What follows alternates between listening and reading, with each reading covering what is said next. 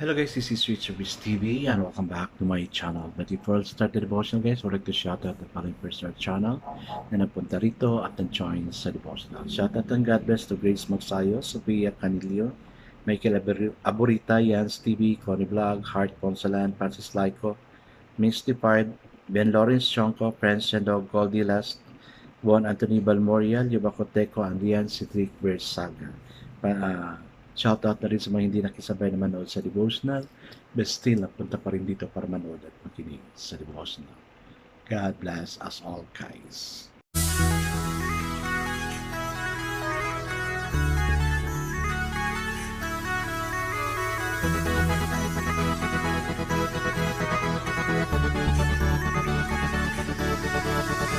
Rich TV, where you heard it, number one is on the top. Good advice is will never stop. Rich TV, where you heard it, number one is on the top. Good advice is will never stop. Guys, kumusta yung result ng meditation natin kagabi? Did you experience wonders and miracles from God? Kaya, i-chat mo naman ako if you have experienced something. Excited ako makarinig ng mga miracles na ginagawa ni Lord sa inyo kasi I'm really praying for you in this aspect also, lalo na sa mga needs natin. No? I'm so excited guys sa mga gagawin ni Lord sa buhay ng bawat isa sa atin.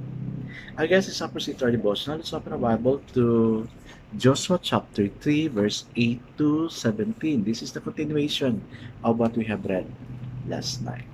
Still guys, I'm using the devotional study Bible because the words used is simplified na maintindihan talaga natin.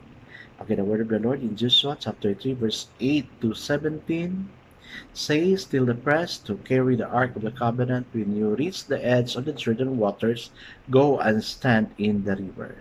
Joshua said to the Israelites, "Come here and listen to the word of the Lord your God. This is how you will know that the living God is among you, and that he will certainly drive out before you the Canaanites, Hittites, Hivites, Perizzites, Girgashites, Amorites, and Jebusites. See, the ark of the covenant of the Lord of all the earth will go into the Jordan ahead of you. Now then, choose 12 men from the tribes of Israel, one from each tribe, and as soon as the priest who carry the ark of the Lord of all the earth, set foot in the Jordan, its waters flowing down streams will be cut off and stand up in him." So when the people broke camp to cross the Jordan, the priest carrying the ark of the covenant went ahead of them. Now the Jordan is at flood stage all during the harvest.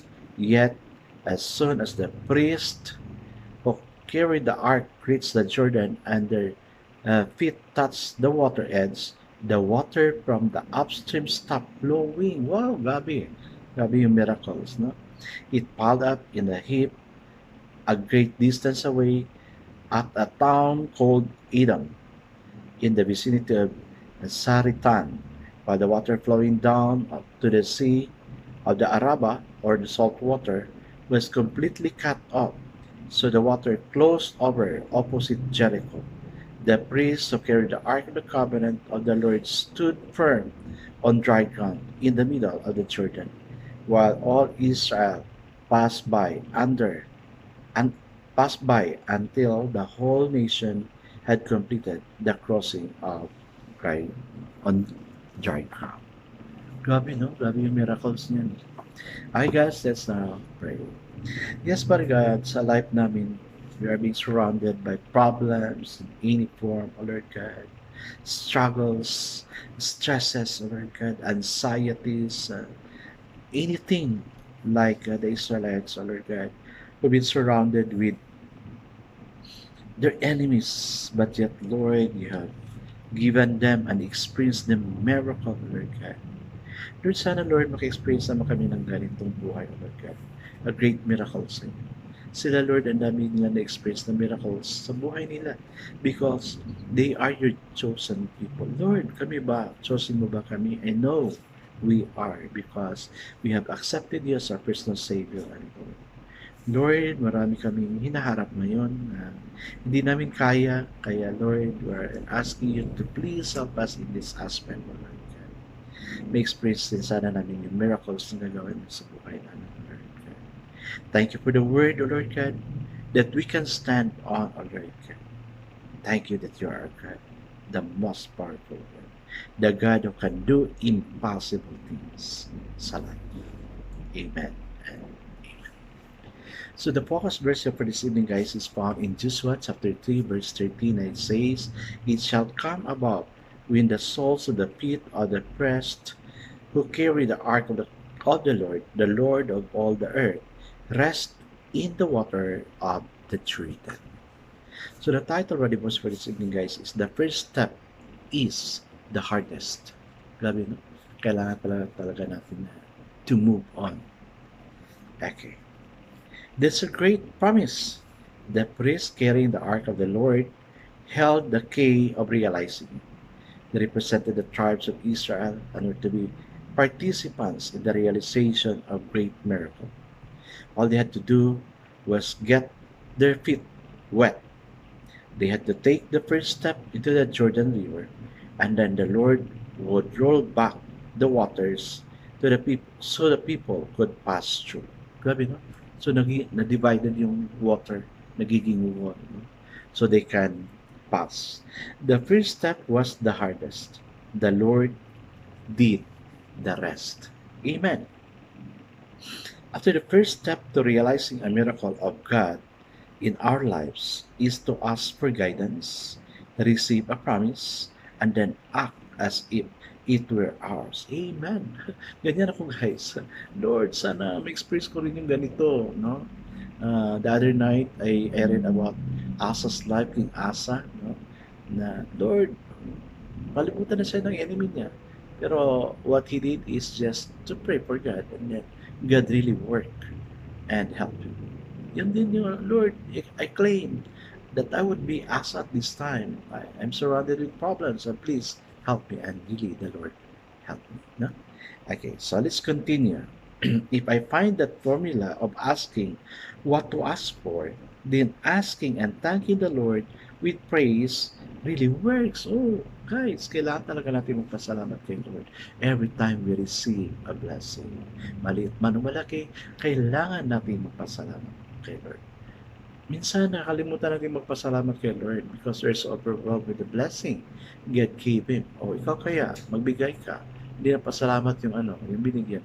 Ganun ka pa kaya na magbigay. Kaya we need to praise and thank God always. Okay, let's continue. Di pa tapos. The crucial thing about the miracle of the rolling back of the water of the Jordan is that this is exactly what the Lord told Joshua would happen if the priests were courageous enough to believe and take him at his word. Imagine, yung priest talaga ang mangunguna. There will be no miracle until we get the rules, until we get the soles of our feet wet. Have you acted on what He's told you to do? Sana. Kasi sa sinabi ko gabi, the Lord is really revealing things to us. That's why let's be sensitive, no? And pagkatapos na marinig natin yung word ni Lord, convicted tayo, no, sa papagawa ni Lord sa atin, then let's move our feet to action so we'll experience God's blessing. If you love Him with all your heart, what would you do? Yes, kasi may assignment si Lord sa bawat isa sa atin. And then, do it. Kailangan talaga. Sa buhay ko nga, because I've committed myself to God, to serve to God, and wala akong opportunity to share God's Word in a pulpit this time since the pandemic. So I'm doing things, this particularly the devotional. No? Kasi nasanay ako na mag-share ng word. So I praise God na my YouTube at ginamit niya ako to share God's Word dito sa YouTube. And I really praise God for that. Diba? Kaya I always take a move na gagawin to. No? As you notice, there are advanced, no, napakarami kong advanced na record na kasi I really wanted to prepare things kasi there are times na naging busy ako, especially if I have travel, I cannot record things. That's why in obedience to God's Word, I recorded Lots of videos ahead. No? At sana maintindihan. I guess let's now pray. The Lord, the soles of my feet are wet. Lord, help me. Help us as we go forward. Amen. Yes, nabasa na yung paan natin, so let's keep serving God and move on. God bless us always because I know it's your blessings 10 times better. This is again, it's Rich TV. Kita-kita tayo po. Paalam.